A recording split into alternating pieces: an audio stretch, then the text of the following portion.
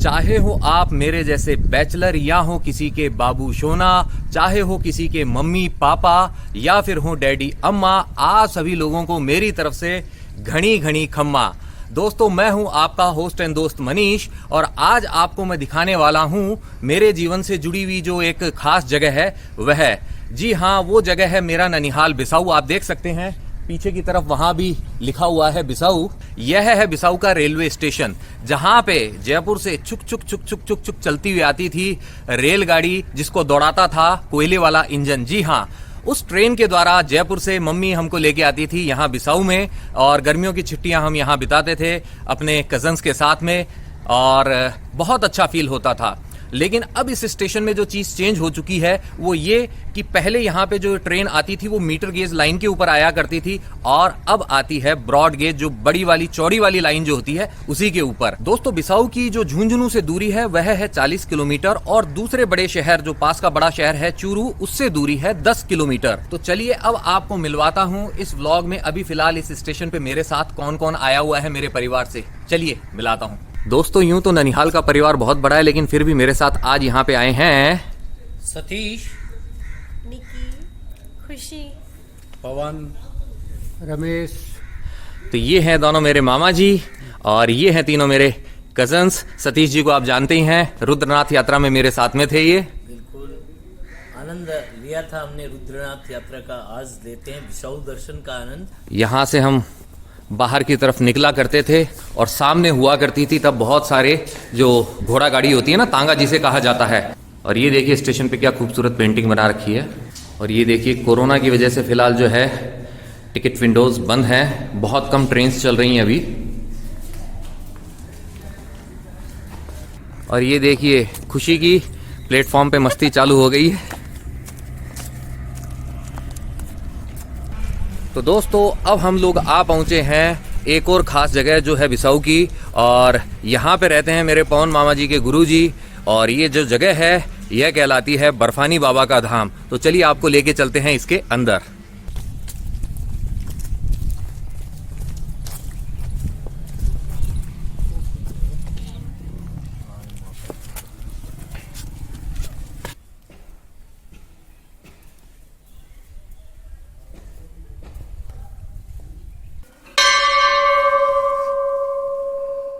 कितनी सुंदर प्रतिमाएं हैं यहाँ पे, माँ दुर्गा की, राधा कृष्ण जी और भोले बाबा और माँ पार्वती।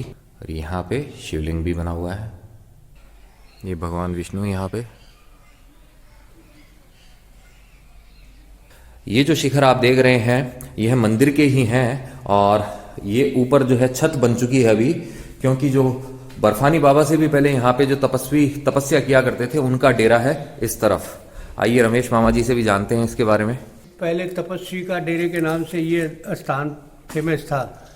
इस यहाँ पे ये जो नीचे की साइड से चल करके ये जो स्थान बनाया गया है, यहाँ पे बहुत से साधु संत वगैरह जो तपस्वी है वो अपने एकांत में बैठ करके यहाँ पे तपस्या करते थे। ये यहाँ पे जो कुआं है, इससे यहाँ का लोगों को सबको पानी, ठंडा जल मिलता था। तो मामा जी ने जो कुएं के बारे में बताया है, बेसिकली बिसाऊ के अंदर पहले पेयजल की थोड़ी समस्या थी, अब तो नहर का पानी हर जगह पहुंच गया है। पहले जो है पेयजल जो उतना नहीं हुआ करता था, बारिश कम हुआ करती थी, और कुएं जो होते थे वो बहुत कम संख्या में होते थे, तो पानी की कीमत जो होती थी यहाँ के लोग पहचानते थे। अब तो पानी ही पानी है।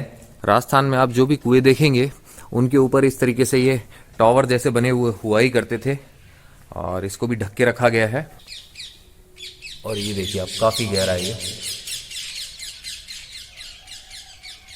देख रहे हैं आप। और ये जो आप देख रहे हैं इसके ऊपर रस्सी की मदद से पानी को बाहर खींचा जाता था। तो दूर से जैसे ही आपको ऐसे टावर नुमा आकृति दिखे तो आप समझ जाइए यहाँ पे कुआं है। तो पवन मामा जी ये बताइए, बर्फानी बाबा जो हैं आपके गुरु कैसे बने? मतलब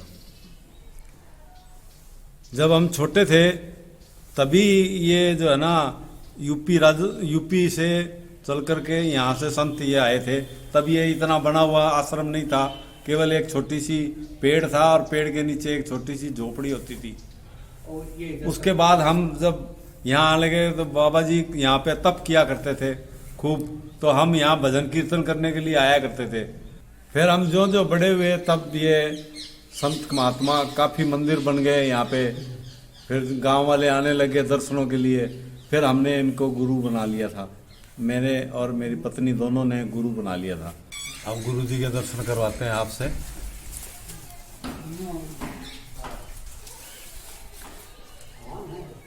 पवन पवन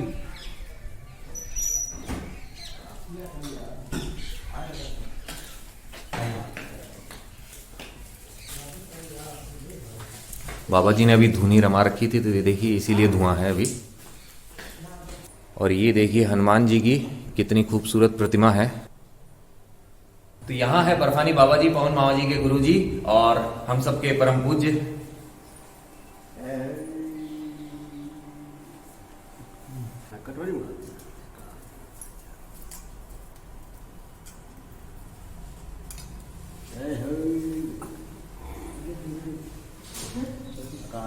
तो बाबा जी आप बताएंगे बिसाऊ यहाँ पे आपका धाम बनाने से पहले आप कहाँ होते थे और कितना समय आपको यहाँ आए हुए हो गया है? यहाँ आए हाँ जी। यहाँ आए 39 साल हो गया, 39 साल 4 महीना हुआ। और उससे पहले आप कहाँ थे? अमरनाथ जी। कश्मीर। आने के बाद में तो इन्होंने धूप में बैठकर तब किया हुआ है बहुत। धूप के अंदर कंडे जला के 108 कंडे जला के यहाँ पे तब किया हुआ है। वहां से बर्फ से आए थे, और तब शुरुआत में जब उस टाइम तो यहाँ कुछ भी नहीं होता था, खाली एक छोटा सा कमरा होता था, एक पेड़ या तपस्वी जी का पुराना डेरा है वो होता था बस। तो देखिए यह बात अपने आप में कितनी अनोखी है कि बाबा जी पहले कहाँ बर्फ का जो ठंडा वातावरण होता था उसमें होते थे, और बाद में इन्होंने अपनी तपस्थली के रूप में चुना बिसाऊ को, जो कि एकदम गर्म प्रदेश के अंदर होता था। और जैसा कि पवन मामा जी ने अभी बताया कि बाबा जी उस टाइम पे इतने सारे कंडे जला के जो होती है ना वो धुनी वो रमाया करते थे, तो एक्सट्रीम हीट वाला मामला हो जाता था यहाँ पे। पेड़ा प्रसाद है ये, मेरा फेवरेट है ये। तेरे को भी पसंद है निक्की? तो चलिए अब यहाँ से चलते हैं बिसाऊ की किसी और जगह पे, दिखाते हैं आपको वो जगह कैसी है। अब हम बढ़ रहे हैं नीलकंठ महादेव की तरफ। बहुत सारे दर्शक जिन्होंने वो व्लॉग देखा था मेरा नीलकंठ महादेव वाला, जस्ट लॉकडाउन के बाद वाला, उसमें मैंने बताया था कि उस टाइम पे वो क्लोज था तो दर्शन अंदर नहीं करवा पाया था। तो अब आपको अंदर से दिखाते हैं कैसा है।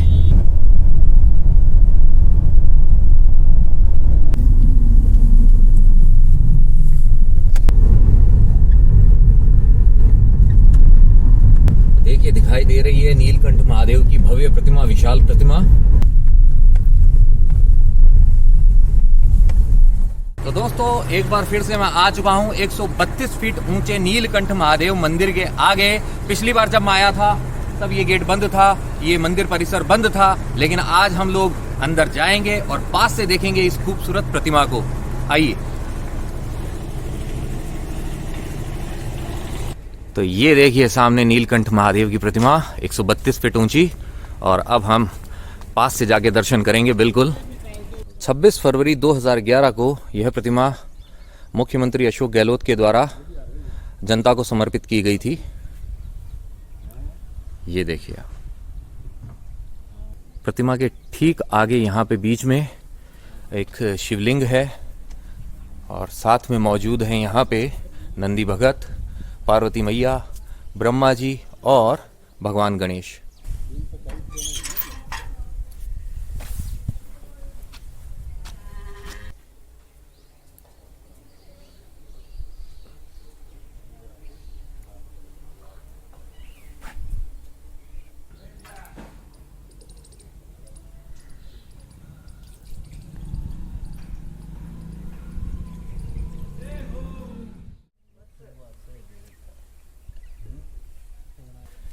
अब आ चुका हूं मैं प्रतिमा के बेहद निकट, और आप अब अंदाजा लगा सकते हैं प्रतिमा के आकार का।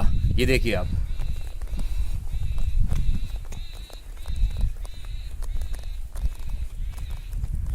ये देखिए भगवान शिव के पैर इतने बड़े हैं। और ये देखिए यहाँ पे है मूर्तिकार का नाम, मातूराम जो है पिलानी के जो थे। तो पवन मामा जी बताइए, इतनी बड़ी प्रतिमा जो संसार में भगवान शिव की विशालतम प्रतिमाएं हैं, उनमें से एक प्रतिमा आपके गांव में लगी हुई है, कैसा फील होता है? ये बहुत बड़े गर्व का विषय है हमारे लिए। बिसाऊ में इतना बड़ा दार्शनिक स्थल बनाया गया है जटिया परिवार द्वारा। तो रमेश मामा जी, आपका क्या कहना है सबको? तो यही है कि ये जो दर्शन के लिए यहाँ पे किया है, इनके सब भक्तों को यहाँ पर आकर के दर्शन करिए और अपनी मनोकामना की पूर्ति के लिए अरदास कर दिए। ये देखिए यहाँ पे निक्की और खुशी का फोटो सेशन चल रहा है। मैं तो एक फोटोजेनिक हूँ सीरियसली, तो मैं तो यहाँ पे इतनी सारी पिक्स क्लिक कर रही हूँ ना, और सबको दिखाऊंगी मैं। तो वैसे तो निक्की यहाँ पे बहुत बार आके फोटो सेशन कर चुकी है। बहुत बारी आई हूँ, जब से ये बनी हुई मूर्ति तब से हम हर साल आते हैं और हर साल यहाँ पे दर्शन करके जाते हैं। बट जब भी आती हूँ ना, यहाँ पे एक अलग ही एक्सपीरियंस मिलता है, एक नई पॉजिटिविटी हर बार ही आती है। ऐसा लगता नहीं है कि हाँ पहले आके देख चुके हैं, नहीं बिल्कुल नहीं, बहुत मजा आता है यहाँ पे।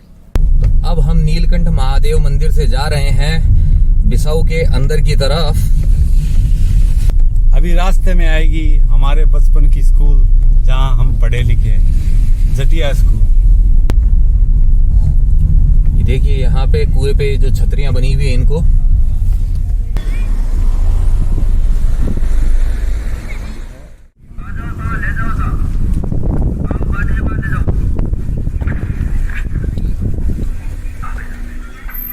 तो ये है बिसाऊ का दुर्गा दत्त जटिया राजकीय माध्यमिक विद्यालय, जहाँ पे मेरे सभी मामा लोग ने पढ़ाई की है।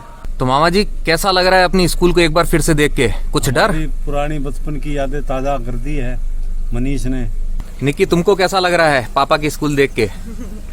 मेरा तो मन करा अंदर जाऊं, उनके कोई टीचर हो जो उस टाइम के हो, अभी भी उनसे जरा पूछूं कि मैं रामजीलाल जी की बेटी हूँ, तो पापा क्या करते थे स्कूल में, जरा आप भी बता दीजिए, क्योंकि घर की उनकी शिकायतें तो मुझे सुनने को मिल चुकी है। स्कूल की भी पता लगनी चाहिए कि स्कूल में क्या करके आते थे वो। बच्चे की बात में दम है, जानना जरूरी है। ये पौधारों की बगीची है।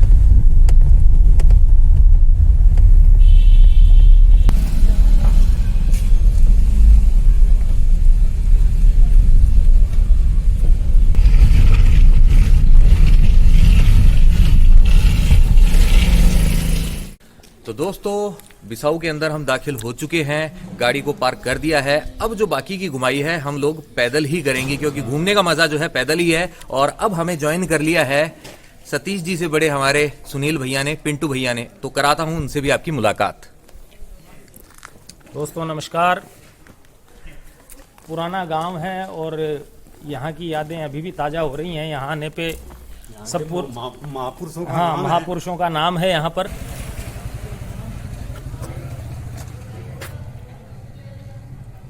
इस तरीके की बहुत सारी हवेलियां हैं यहाँ पे। कुछ हवेलियों पे जो चित्रकारी थी वो मिट चुकी है, क्योंकि उसके ऊपर कलर कर दिया गया है, और कुछ एक हैं जो आज भी अच्छी कंडीशन के अंदर हैं। तो देखते हैं हमें कौन कौन सी अच्छी हवेलियां मिलती है अभी। यहाँ पर पुरानी हवेलियाँ काफ़ी हैं। कई जो हवेलियाँ हैं, ज़्यादातर हवेलियाँ बंद पड़ी हैं, क्योंकि वहाँ पर अब कोई रहता नहीं है। सारे लोग जो थे वो बाहर नौकरी करने के लिए या व्यापार करने के लिए सब जा चुके हैं। तो हवेलियाँ काफ़ी बंद पड़ी हैं यहाँ पर। तो इस गली से बाहर निकलते ही हम पहुंच जाएंगे मुख्य बाजार की जो सड़क है उस पर। और यहाँ पे स्लिम वाले ऑटो चलते हैं। ये है यहाँ का कबूतर खाना, कबूतरों को दाना डालने की जगह। और दोस्तों, यहाँ पे एक साथ ही हैं 3 मंदिर। कौन कौन से हैं मैं आपको अभी बताता हूँ। तो दोस्तों, मेरे पीछे जो आपने देखा है, ये जो बूढ़िया महादेव मंदिर है, यह मंदिर इतना प्राचीन है कि यह बिसाऊ से भी पुराना है। जी हाँ, बिसाऊ के बसने से भी पहले यहाँ पे इस मंदिर का निर्माण चालू हुआ था, और जो बिसाऊ का गढ़ है उसकी नींव रखी गई थी इसके बनने के बाद में। क्या है वो किस्सा बिसाऊ के गढ़ के निर्माण का, वो भी आपको बताता हूँ। तो बेसिकली जिस जगह मैं अभी खड़ा हूँ, ये जगह एक प्राकृतिक जोहड़ा हुआ करती थी। जोहड़ा बोला जाता है बेसिकली जिस जगह पे पानी इकट्ठा होता है। तो यह मैन मेड जोहड़ा नहीं था, प्राकृतिक रूप से ये वाला जो हिस्सा था यह एक खड्डे नुमा था। ये मान लीजिए कि उस टाइम पे जो बिसाऊ था वो एक खड्डे के अंदर ही बसा था। तो एक बार हुआ क्या था कि जो यहाँ के पहले ठाकर थे, जो यहाँ के राजा थे केसरी सिंह जी, वो राजगढ़ से यहाँ से गुजर रहे थे, और गुजरते वक्त उनको यहाँ पे इस स्थान पे जहाँ पे बूढ़िया महादेव मंदिर है, यहाँ पे एक बकरी और एक सियार की लड़ाई देखने को मिली थी। तो उस लड़ाई के अंदर होता क्या है, बकरी जो होती है सियार के ऊपर हावी हो जाती है, वह उसे मारकर भगा देती है। लिटरली जान से नहीं मारती है, लेकिन उसको भगा देती है पिटाई करके। तो यह देखकर उनको लगता है कि इस स्थान में कुछ न कुछ तो चमत्कार है। तो तो वो आदेश देते हैं यहाँ पे बूढ़िया महादेव मंदिर के निर्माण का।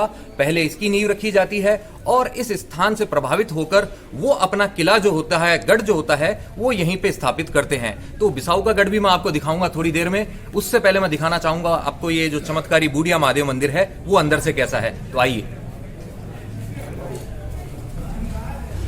तो मेरे साथ में बूढ़िया महादेव के दर्शन करने के लिए आ चुकी है बच्चा पार्टी। ये जो मिस्टर लंबू दिखाई दे रहे हैं ये मेरे मामा जी का लड़का है विरंच, और यहाँ पे जो है ये मेरे भतीजे हैं ये दोनों। तो इनके साथ में बूढ़िया महादेव मंदिर जो है हम देखने जा रहे हैं। तो ये है Chinu, hello, how are you? और ये है रुद्रांश। हेलो। राम राम जी। राम राम जी, राम राम, जय बोले। इस पात्र से जल जो है यहाँ शिवलिंग के ऊपर गिरता रहता है।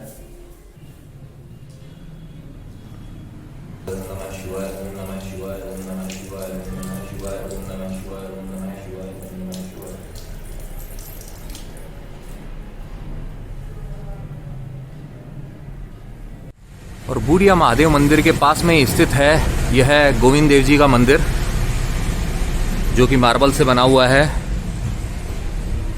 और जैसा कि मुझे यहाँ बताया गया है कि यह इटालियन मार्बल है।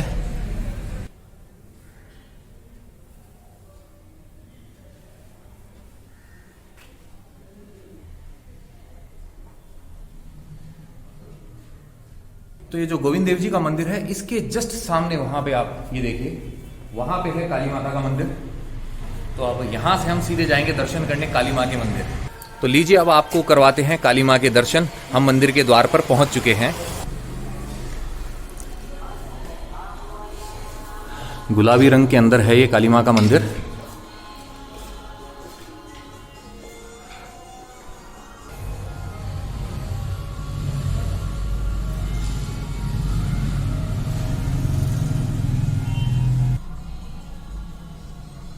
यह बाजार का मुख्य चौक है। यहाँ पे देखिए बड़ी सी लाइट लगी हुई है।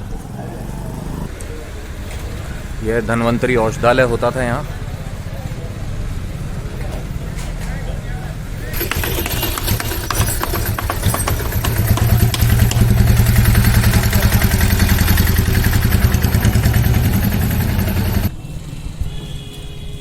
ये यहाँ की मुख्य सब्जी मंडी। तो दोस्तों अब मैं बताता हूँ आपको बिसाऊ की एक बेहद खास चीज़। वैसे आप ये शेखावटी के कुछ गांवों में देख सकते हैं, सामान ढोने के काम में आती है ये स्पेशल गाड़ी, जिसे कहा जाता है मिनिस्टर गड्डी। कौन है वो मिनिस्टर, उससे मुलाकात कीजिए।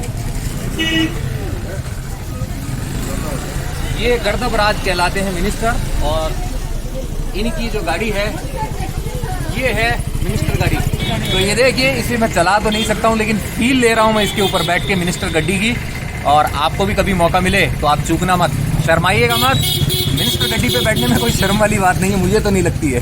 तो ये जो सामने आप हवेली देख रहे हैं, यह कहलाती है काशी वैद्य जी की हवेली। यह हवेली बेसिकली मेरा दूसरा ननिहाल ही है, वैसा ही फील होता है, क्योंकि हमारी जो पुरानी हवेली है उसके बिल्कुल पास में स्थित है और घर जैसे टर्म्स हैं। तो यहाँ भी जो सब हैं वो मामा, नाना, मामी, नानी, वो सब ही हैं। और यहीं पे हमारे जो बचपन के जो साथी थे, जो हमारी सिस्टर्स थी टीना और पिंकी, उनके साथ में हम खेला करते थे। और यहाँ पे बैठे हैं मामा जी।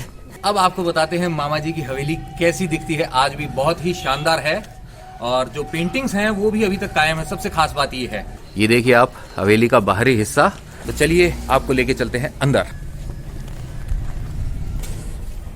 ये देखिए अंदर आते ही जो व्यू दिखता है वो है कुछ यूं। तो एक छोटा सा कोर्टयार्ड है यहाँ का। ये देखिए, ये जो है छोटी छोटी खिड़कियां भी हैं, बड़ी खिड़की भी है बीच बीच में, देख रहे हैं आप।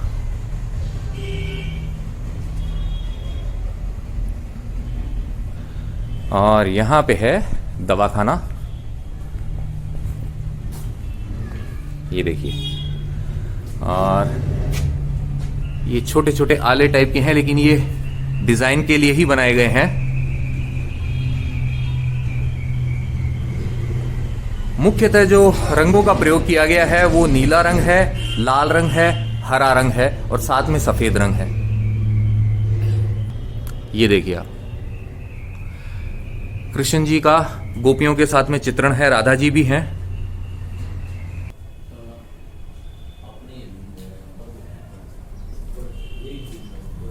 जैसे भीतर दाखिल होते हैं तो जैसा कि हवेलियों में होता था, चौक हुआ करता था एक, और ऊपर से ये देखिए खुला है, इसको वैसे कवर किया गया है लेकिन छत खुली है।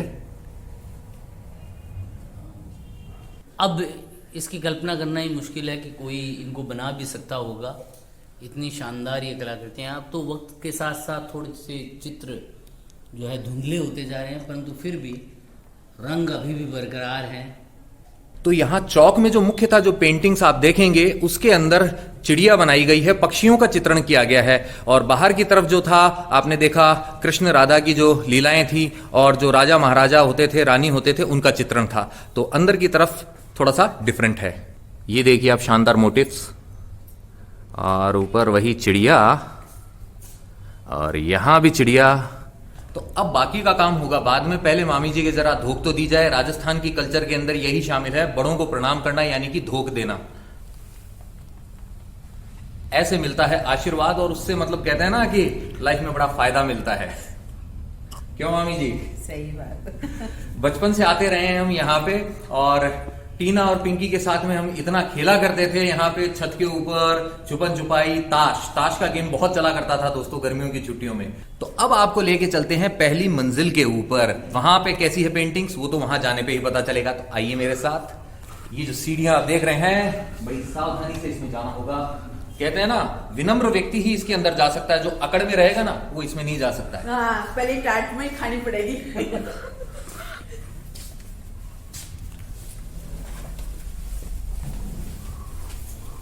आ चुके हम पहली मंजिल पे। ये देखिए आप, ये करीब से देख सकते हैं आप ये पेंटिंग्स को। ये श्रृंगार रस की है, बीच में तोता भी है।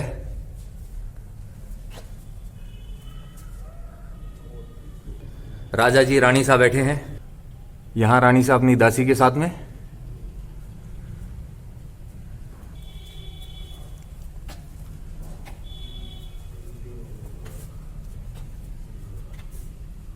राक्षस का वध करते हुए भगवान, और यहां गौ माता के साथ में भगवान कृष्ण मुरली बजाते हुए।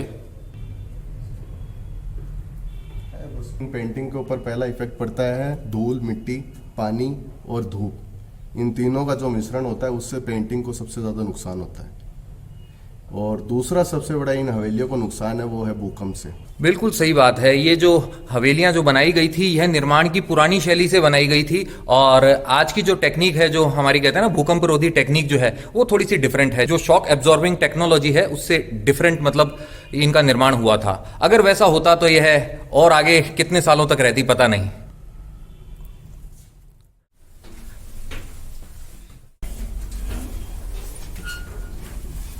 खुल चुका है ऊपर वाला द्वार, और पहुंच गए हैं हम छत के ऊपर सरकार, और दिखाएंगे अब आपको बिसाऊ का छत से नज़ारा प्यारा प्यारा। तो देखिए यहाँ से नज़ारा, वो रही स्कूल जिसमें नाना जी प्रिंसिपल थे।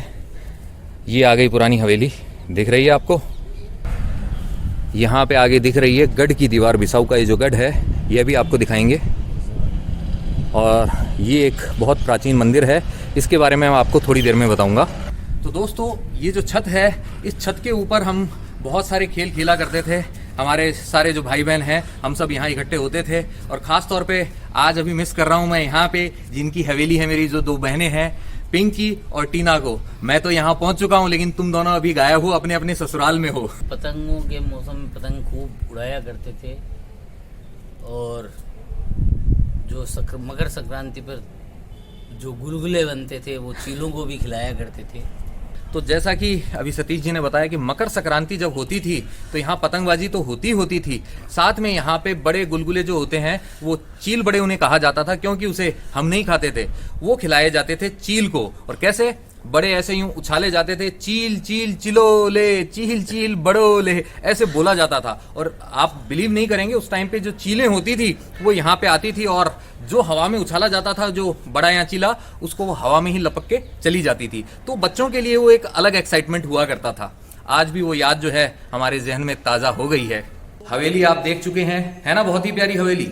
तो अब वक्त हो चला है हमारे वर्ड गेम सेगमेंट का, जिसमें मैं आपको देता हूं एक वर्ड, और उस वर्ड से वो एक जो गाना है आपकी पसंद का, वो आप कमेंट के जरिए मुझ तक पहुंचाते हैं। तो आज का जो वर्ड है वो है इश्क। इश्क इसलिए क्योंकि अभी वैलेंटाइंस वीक मान लीजिए वह चल रहा है, तो इस मौके पर मैं आपको जो वर्ड देता हूं वो है इश्क। और इस वर्ड से जो मेरा गाना है वो वैलेंटाइंस डे वाला ही गाना है दोस्तों, बागबान फिल्म का बिग बी वाला गाना। कौन सा? चले चले फिर चले चले चले इश्क दी हवा चली, अपने दिल भर को दीवाना, अपने दिल भर को दीवाना, ढूंढता दिल गली गली, चली चली फिर चली चली। अब आपकी उंगलियां चलनी चाहिए दोस्तों कमेंट करके अपना जो गाना है मुझ तक पहुंचाने के लिए। लेकिन अभी वो काम आपको नहीं करना है, वो काम करना है आपको इस व्लॉग को पूरा देखने के बाद, ठीक है? बीच में मत कीजिएगा। तो दोस्तों काशी वैद्य जी की हवेली से हम बाहर आ चुके हैं और अब हम दोनों जा रहे हैं भाई एक खास जगह की तरफ, जिस जगह का हम दोनों भाइयों के जीवन पर ही गहरा असर पड़ा है। बहुत ही महत्वपूर्ण स्थान है वो हमारे लिए। कौन सा है ये आपको पता चलने ही वाला है। हम पहुंच चुके हैं फाइनली उस जगह जो मेरे और सतीश के जीवन में बहुत ही महत्वपूर्ण स्थान रखती है। वो जगह है मेरे पीछे स्थित ये पुस्तकालय, जैन पुस्तकालय जो है।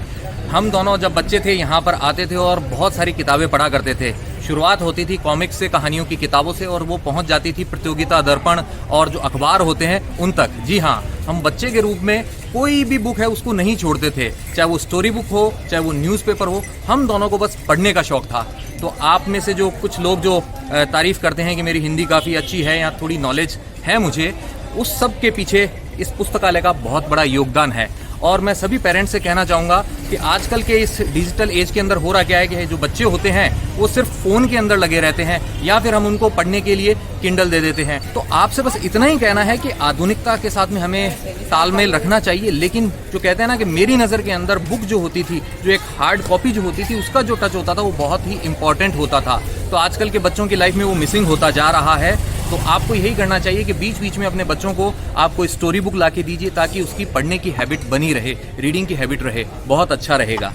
गेम्स भी खेलने दीजिए, लेकिन पढ़ने के लिए बुक देंगे, बहुत ही अच्छी चीज़ होगी। पुस्तकालय के बाद में आ पहुंचे हैं हम अब इस स्कूल तक, और इस स्कूल की क्या खास बात है वो भी आपको बताता हूँ। मेरी जो माताश्री हैं वो भी इसी स्कूल में पढ़ी हुई हैं। अब हम आ पहुंचे हैं बिसाऊ के गढ़ तक। जी हाँ, बिसाऊ के जो शासक थे, पहले शासक केसरी सिंह जी, जिन्होंने इस गढ़ की नींव रखवाई थी। देखते हैं कैसा है वो गढ़। अभी आ चुके हैं मेरे सबसे बड़े वाले गिरधारी मामा जी, और मम्मी से छोटे जो हैं किशोर मामा जी, वो दोनों, उनसे भी मुलाकात करवाता हूँ। तो ये हैं अभी हमारे ननिहाल में दादीज परिवार के सबसे बड़े सदस्य। वैसे तो नानी जी हैं उनसे बड़ी, लेकिन भाइयों के अंदर सबसे बड़े गिरधारी मामा जी हैं। और यहाँ है मेरे किशोर मामा जी, मम्मी से छोटे हैं ये। तो दोस्तों इससे पहले हम गढ़ के अंदर एंटर हो, मामा जी ने मुझे एक किंवदंती, जो कहते हैं ना कि मिथ्स जो किसी जगह के बारे में प्रचलित होते हैं, वैसा बताया है यहाँ इस गढ़ के दरवाजे के बारे में। क्या है वो मिथ, क्या है वो किंवदंती, मामा जी बताएंगे। जो हमें हमारे बुजुर्गों ने बताया, जो गांव के बड़े बुजुर्गों की कहावत है, उसके अनुसार ये जो गढ़ के दरवाजे हैं वो यहाँ एक दमदल खांजी सिपाही रहते थे, जो गुड़साल के अंदर घोड़ों की देखरेख करते थे। वो अपने कंधे पे इनको लाद के ऐसे दरवाजे यहाँ लेके आए। और उनके बारे में ये भी कहा जाता था कि उनको इतनी भूख लगती थी कि घोड़ों के लिए जो लापसी बनाते थे, दलिया बनाते थे, वो कई बार जो है वो चखते चखते देखा तो ठाकुर साहब ने पूछा कि भाई चख क्या रहे यार, ये दलिया क्यों खा रहा है तू? तो उन्होंने कहा भाई मेरी भूख नहीं मिटती। तो बोले सारा दलिया खा सकता है? तो उन्होंने कहा बिल्कुल। और वो वहाँ जो 1.5 मन का दलिया बना हुआ था वो सारा खा गए। अब ये सुनने की बात है, हम लोगों ने देखा नहीं है, लेकिन ये काफ़ी प्रचलित कहावत है। तो दोस्तों मामा जी ने जो बात बताई है, भले ही है किंवदंती हो, मिथ हो, लेकिन सुनने में तो अच्छा लगा ना कि कोई ऐसा शख्स था जो घोड़ों की जो इतने मन लापसी थी वो भी खा जाता था। अब इतनी जो कहते हैं ना कि खुराक होती थी, तो हो सकता है शायद ये दरवाजा वो एक एक करके उठा के ले आए अपने कंधे पे। तो दोस्तों इससे पहले हम गढ़ को और अंदर जाके देखें, मैं आपको बताना चाहूंगा जो यहाँ के प्रथम ठाकुर थे, जो केसरी सिंह जी, उनके जो पुत्र थे सूरजमल जी, वो काफ़ी वीर थे। और उनकी वीरता का जो किस्सा है वो यही है कि एक बार जब महाजी सिंधिया ने जयपुर पे आक्रमण कर दिया था प्रताप सिंह जी के समय में, तब जो सूरजमल जी थे उन्होंने तुंगा नामक स्थान पे बहुत वीरता से युद्ध किया था और उसी युद्ध के अंदर अपने प्राणों का उत्सर्ग कर दिया था। तो उनका ये जो वीरता का प्रदर्शन है यह बहुत ही प्रशंसनीय है। इसके बाद में यहाँ जो परिवार रहा था, राज परिवार, उसके अंदर जो सबसे लास्ट वाले जो शासक थे वो थे रघुवीर सिंह जी। वो लास्ट पीढ़ी थी। उसके बाद में यह जो गढ़ है, ये जो महल है बिसाऊ का, यह पोदार परिवार के स्वामित्व में आ गया था। तब से पोदार परिवार ही यहीं पे निवास करता है। तो उस द्वार के बाद में अब आ चुका है एक और प्रवेश द्वार। ये मान लीजिए गढ़ का अंदरूनी हिस्से का मुख्य प्रवेश द्वार है। हम जो मेन कोर्टयार्ड है उसमें एंटर होने वाले हैं। ये देखिए,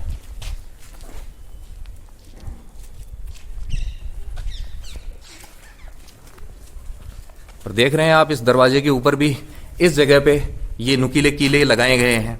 ये लगाए गए हैं इस दरवाजे को हाथी के आक्रमण से बचाने के लिए, क्योंकि हाथी की जो ऊंचाई हो जाती है सिर की वो लगभग इतनी ही होती है। तो हाथी और उसका जो महावत है वो इससे मारा जाए अगर वो आक्रमण करने की कोशिश करे, इसलिए इनको लगाया गया है। और ये है कोर्टयार्ड का नज़ारा। आज ऐसा है, लेकिन एक समय में यह बहुत ही भव्य होता था।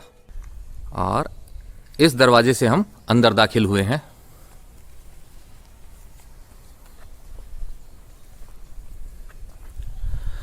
इस जगह कभी घोड़े बंधे हुए होते थे, घुड़सवार जो होते हैं वो भी साथ में रहा करते थे।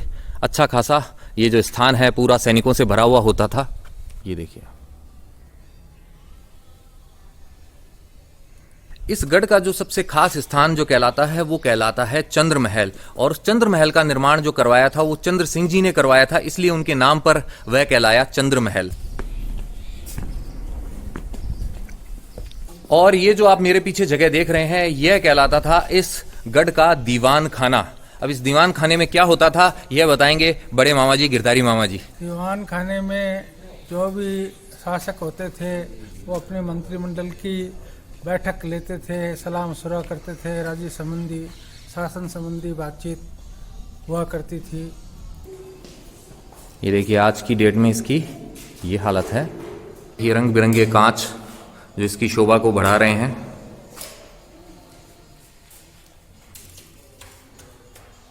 और यहाँ पे आज भी शीशे लगे हुए हैं बहुत सारे। ये देखिए, यहाँ पे लक्ष्मी जी का पूजन किया गया, शायद दिवाली के टाइम पे यहाँ पे पूजा की गई थी। यहाँ पे ठाकुर साहब का सिंहासन लगता था और बाकी के जो लोग हैं मंत्री वगैरह वो सब यहाँ नीचे बैठा करते थे। गढ़ का अंदरूनी हिस्सा है वो यहाँ पे है जहाँ पे पोदार फैमिली के सदस्य रहते हैं। तो चलिए अब चला जाए चंद्र महल की ओर। कैसा है वहाँ जाने पर ही पता चलेगा। और रास्ता है चंद्र महल का। यहाँ किशोर मामा जी आगे जा रहे हैं।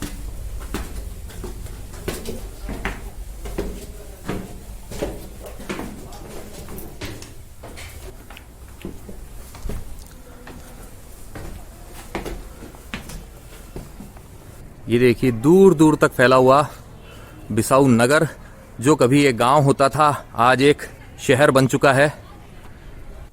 ये कंडीशन है अभी चंद्र महल की। हम आ चुके हैं यहाँ।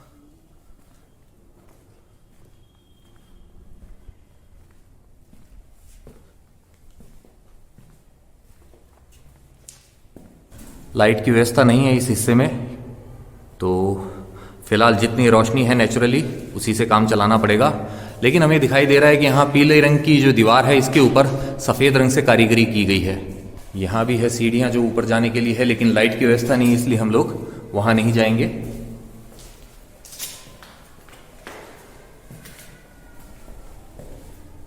ये देखिए,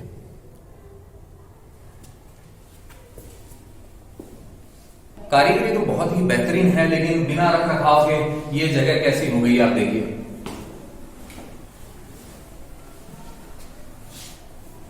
अगर इसी की देखभाल की जाती अच्छे तरीके से तो यह चंद्र महल मैं मानता हूं कि एक अच्छा टूरिस्ट स्पॉट बन सकता है। यहाँ पे पर्यटक आ सकते हैं इसको देखने के लिए। बट यह एक निजी प्रॉपर्टी है तो डिसीजन भी जो है वो पोदार फैमिली का ही है। वो जो चाहेंगे वही चीज होगी। बट मेरा सजेशन यही है कि हाँ, इसकी थोड़ी सी देखभाल की जाए और इसे आम जनता के लिए भी खोला जाए इस हिस्से को। तो इसकी एक कहते हैं ना कि देखभाल प्रॉपर्ली होती रहेगी। पुरानी चीजों को भी साथ संभाल की जरूरत होती ही है और थोड़ी एक्स्ट्रा होती है। आइए देखते हैं गढ़ का ये हिस्सा कैसा है।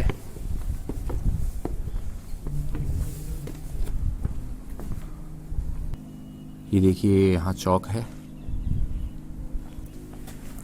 इसकी छत गायब हो चुकी है, दरवाजा टूट चुका है, दरवाजा ऐसा है। ये आ गया मैं अंदर और आप भी आ जाइए। देखिए छत है, छत नहीं है। इसीलिए पुरानी जगह जो होती है उसको रख रखाव की बहुत ज्यादा जरूरत होती है। और आपको बताना चाहूंगा, ये देखिए यहाँ पे पहले लकड़ी भी लगाई जाती थी छत के अंदर, आप देख सकते हैं, सपोर्ट देने के लिए। और ये है छोटी छोटी खिड़कियां।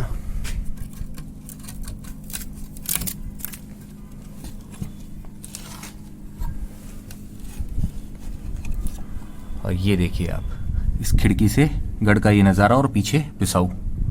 वैसे आपको बताना चाहूँगा, बिसाऊ का ये जो चंद्र महल वाला एरिया है, इसमें हर किसी को आने की अनुमति नहीं है। लेकिन यहाँ पे मेरे ननिहाल जैसा ही है, इसलिए मुझे एक्स्ट्रा कोई परमिशन की ज़रूरत पड़ी नहीं और मैं अपने आप को लकी मानता हूँ कि मैं आपको भी ये हिस्सा दिखा पाया हूँ। ये देखिए सूर्यदेव अस्त होने को ही है। दुश्मन पर निगाह रखने के लिए, अटैक करने के लिए यहाँ भी होल्स बने हुए थे। बिसाऊ के ठाकुरों का ये जो ठिकाना था, केसरी सिंह जी का ये ठिकाना, यह जयपुर का जो मेन घराना था, राजघराना, उसके बाद में जो पावरफुल घराने होते थे राजस्थान के, उस वक्त तो राजस्थान नहीं कहलाता था, लेकिन इस एरिया के जो घराने होते थे उसके अंदर यह महत्वपूर्ण स्थान रखता था। सैन्य शक्ति भी इनकी अच्छी खासी थी।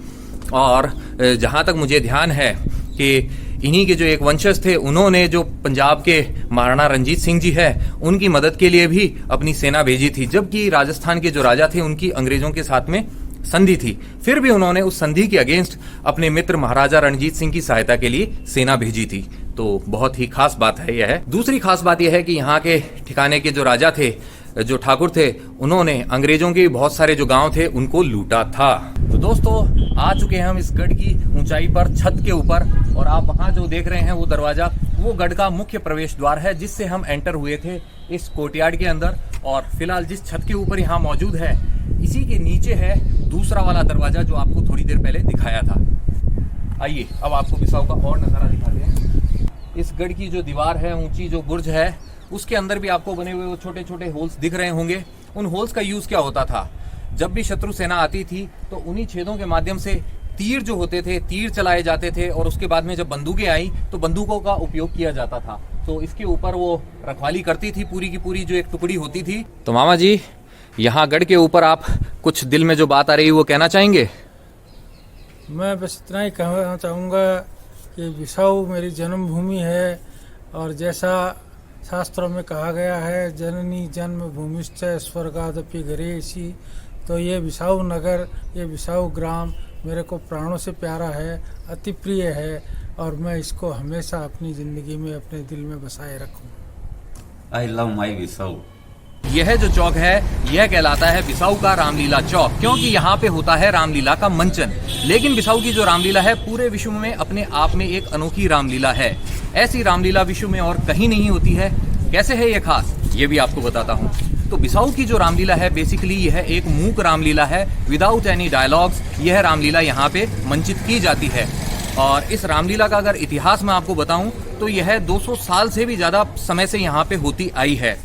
इस स्थान पे इस रामलीला को होते हुए हो चुके हैं 179 ईयर्स। अगले साल इसको 180 साल हो जाएंगे। और इससे पहले 27 सालों तक यह जो रामलीला है किसी और स्थान पे हुआ करती थी।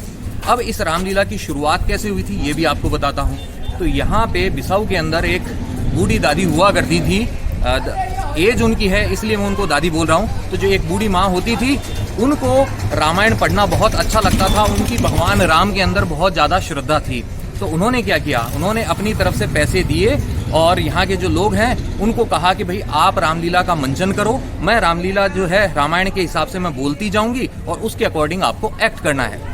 और यह चीज़ इसलिए हुई थी क्योंकि उस टाइम पे जो कलाकार थे वो डायलॉग्स के अंदर पक्के नहीं थे, उनसे डायलॉग्स नहीं बोले जा रहे थे। तो उस बात का यह तोड़ निकाला गया था और इस तरीके से यहाँ बिसाऊ के अंदर मूक रामलीला की शुरुआत हुई थी। इसी जगह पे रामलीला चौक पे आज तक उस रामलीला का मंचन होता है। और इसी रामलीला चौक पे है यहाँ पे, ये देखिए खास तौर पे देख रहे हैं आप, ये जो कहलाता है यह है बिहारी जी का मंदिर कहलाता है। अब यह मंदिर कैसे है अनोखा ये भी आपको बताता हूँ। बेसिकली आप जानते ही हैं कि जयपुर के महाराजा जय सिंह जी जो थे, सवाई जय सिंह जी, वो गोविंद देव जी की जो प्रतिमा है वह मथुरा वृंदावन से लेके आए थे।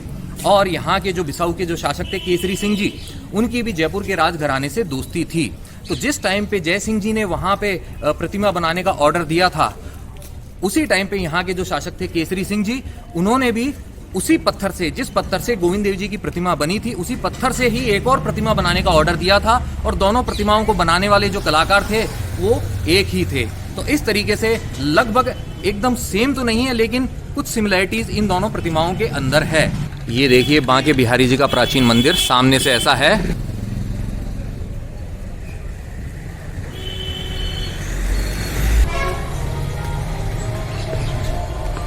तो अब हम एंटर हो रहे हैं बिहारी जी के मंदिर के अंदर।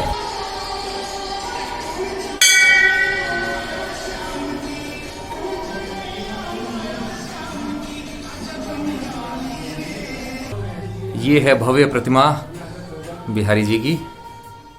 तो यहाँ पे गिरधारी मामा जी के परम मित्र मिल गए हैं मंदिर के अंदर बिहारी जी के, और मामा जी ही इनसे परिचय कराएंगे। अब ये मेरे बचपन के दोस्त ललित कुमार जी, जो हम साथ में पढ़े, साथ में खेले और खेले कूदे, आज तक हमारी दोस्ती बहुत ही अकाढ़ है। तो दोस्तों बांके बिहारी जी के दर्शन हो चुके हैं, और यहाँ पे पीछे आप देखिए जय वीरू दोनों हैं बिसाऊ के, ये बैठे अपनी यहाँ बातें कर रहे हैं। हम लोग यहाँ से चलते हैं किसी दूसरी जगह, आइए।